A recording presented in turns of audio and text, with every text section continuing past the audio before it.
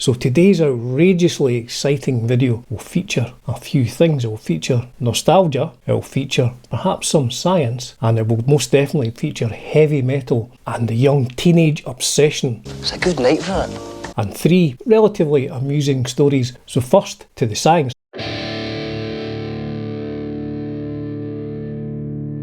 Apparently, scientists say that at 59, your brain cells are on the downward trajectory. If you were to ask me what I had for breakfast this morning, I would not be able to tell you. But if you were to ask me what the drum fill that Neil Peart plays in the middle of Tom Sawyer, I'd be able to play it on the desk here with a knife and a spoon.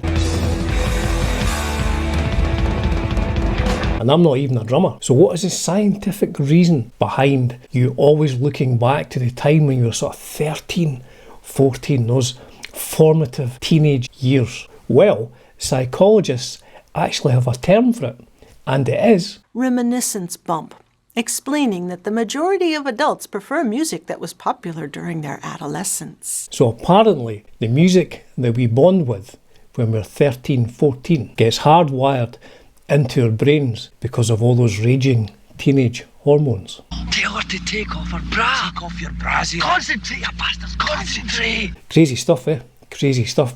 But that's science. So to set the scene for these 3 stories, the time frame is 1980 to about 1982.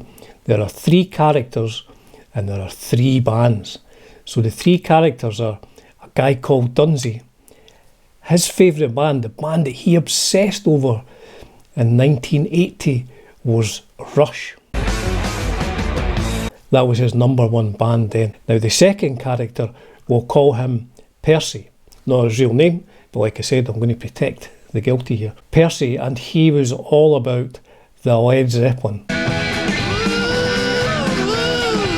He could not see past Led Zeppelin. That was his favourite band. And the third character, the final character in this story, we'll call him Gus. Again, not his real name, but he was all about AC/DC. That was it. Bedroom covered in AC/DC posters, nothing else, not even a Crocus poster. It was just all AC/DC. So that's the characters. And we all love the same thing, you know, we're all fans of like UFO and Skinner and stuff like that. But you know what it's like at that age? You become obsessed with one particular thing. And like I said, it was Rush, Led Zeppelin and AC/DC for those young lads. So for me, the band Rush, the Canadian power trio, the legendary Canadian power trio, they were more than musicians. They were like musical prophets. I didn't just listen to the music, I studied it. Now on to Percy and his Led Zeppelin obsession. He wasn't quite as much into the tricky prog 7/8 time signature as I was. I couldn't play it, but I was quite into it because of the Rush thing. But he was not quite into that. He was more kind of straight ahead, traditional blues rock of Led Zeppelin. And he didn't just want to listen to Zeppelin, he wanted to be Jimmy Page.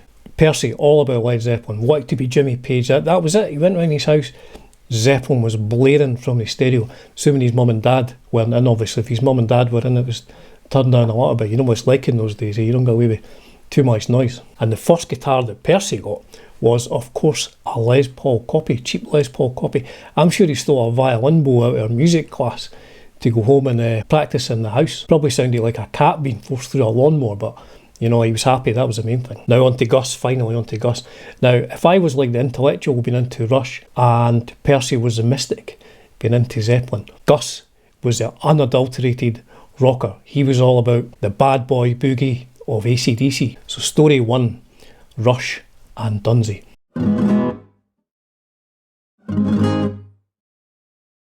So like I say, obsessed with Rush.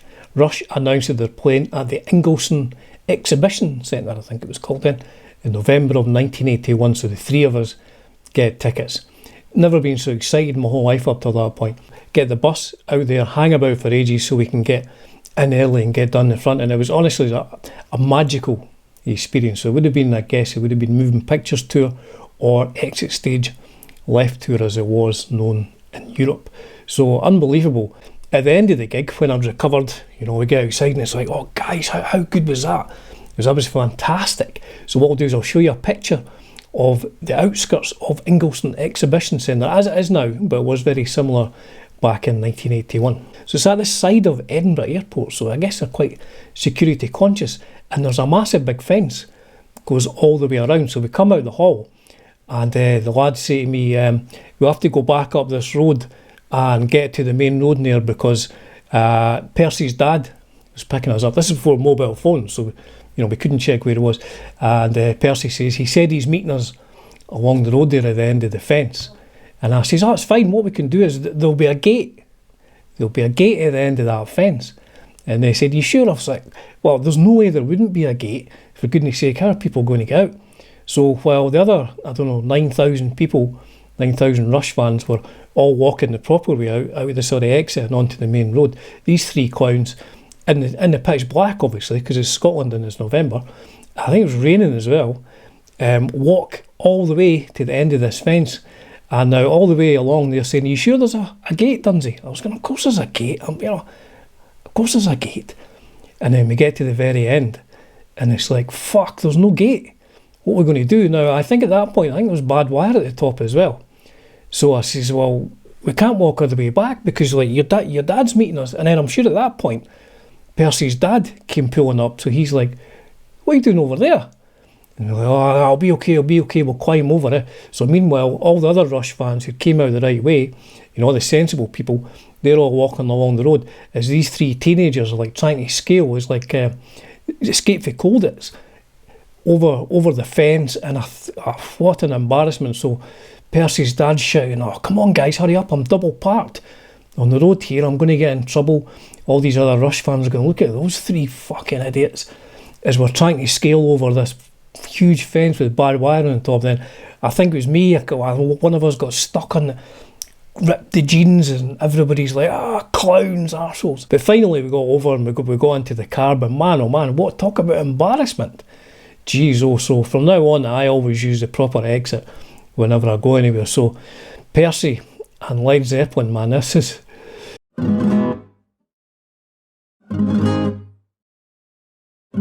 like I say, I've changed the name, but this is 100% a true story. So we're at the local community centre on a Friday evening. They have a disco, and Percy says, I quite fancy this girl, and I'm going to impress her. What I'm going to do is I'm going to take my Les Paul copy down to like the disco, and then I'll go in and I'll put it behind like the counter, the cloakroom sort of place. I'll put it in there, and I'll go and ask the DJ to play Rock and Roll by Led Zeppelin. I'll ask the girl to dance. This is like 1980, 14, 15, he's tap somebody on the shoulder and say, I don't even think he said, you want to dance, he just tapped somebody on the shoulder and they turn round and then dancing. So anyway, so he puts his guitar into the sort of cloakroom area, and I remember turning to to Gus saying, do you think he'll really do this? I mean, surely not. But yes, of course, about 8:30 or something like that, he goes up, says to the DJ, can you play Rock and Roll by Led? I'm laughing because I can still remember it like it was yesterday. Can you play Rock and Roll by Led Zeppelin? And the guy says, yeah, I'll put it on after this next song, whether that was AC/DC or, I don't know, OMD or something like that. And he comes running back out behind the counter at the cloakroom, gets his... Now, to be fair, he had a very low slung Les Paul, and he looked great. He looked absolutely cool as anything. But then you hear the drum intro of Rock and Roll. So he bursts into the discotheque.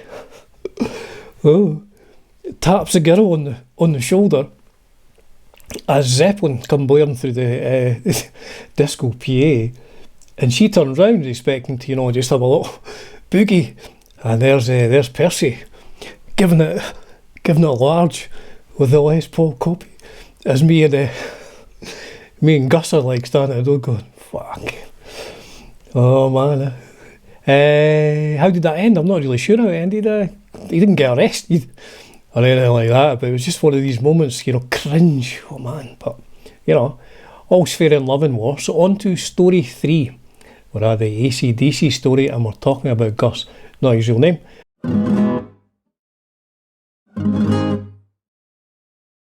But this again is a 100% true story. So AC/DC, we go to see AC/DC, who are playing the Edinburgh Playhouse in 1982, can't remember the exact date, but support band is Y&T. What a gig, unbelievable gig. So Gus is such an AC/DC fan, so he'd be 15 at that point in time. He says, I'm going to go dressed as Angus. And we're saying, do you think that's a good idea? And he says, yeah, of course, like loads of people do that. And, you know, I had seen in the pages of Kerrang that fans did turn up to AC/DC gigs dressed as Angus. So I think we got a lift through. I don't think we had to get the bus, or maybe he had to get changed. Maybe we got the bus and he had to get changed when we got to Edinburgh, which is about an hour and 10 minutes on the bus at that point in time for us. However, he ends up dressed as AC/DC, and he's got the whole thing. He's got like the satchel, he's got the Angus hat, and he's got the whole schoolboy uniform. I think he actually had our school tie on as well. So we rock up to the Playhouse, front of the Playhouse. Sold out gig, obviously. This Playhouse, not a big theatre, holds about, I don't know, 2,500 people, which for AC/DC in 1982 is just, you know, a pretty small venue. So we rock up with all the other AC/DC fans. Now, to be fair, there were quite a few people dressed as Angus, but when we get up to the front, two of us go in first, and then the bouncer says, he stops Gus and says, oh mate, you can't get in dressed like that. So Gus is like, you could see his face dropping. He's like, what do you mean, why not? And the bouncer says to him, like totally straight face, says to him, a lot of people are getting confused that the guitarist in the band is out the front of the venue, or he's going to actually be running about inside the venue. You know, apparently he comes out and plays guitar in the crowd, so we've been told by the management of the Playhouse that we've not to let anybody in who's dressed as Angus Young. And the three of us were like, he's being serious. And I'm sure like we were just going to go straight in and just say, oh, that's unfortunate, you're not getting in. But I thought he was going to start crying. It was like just a very emotional moment. You know, the band you're obsessed about, you're going to go and see them in a reasonably small venue. You've dressed up as your hero, the guitar player Angus Young, and you're not getting allowed in because you're dressed up as Angus Young. And just when he sort of turned away to leave, you know, and devastating news, the bouncer goes, I'm only kidding, on you go lads. Honestly, geez, fuck. To be fair to the bouncer, you know, he was a solid 10 out of 10 playing that joke on us. So we got in and it was a fantastic gig. So there you go. There's three reasonably amusing stories of three young heavy metal fans from back in the early 80s, and the obsession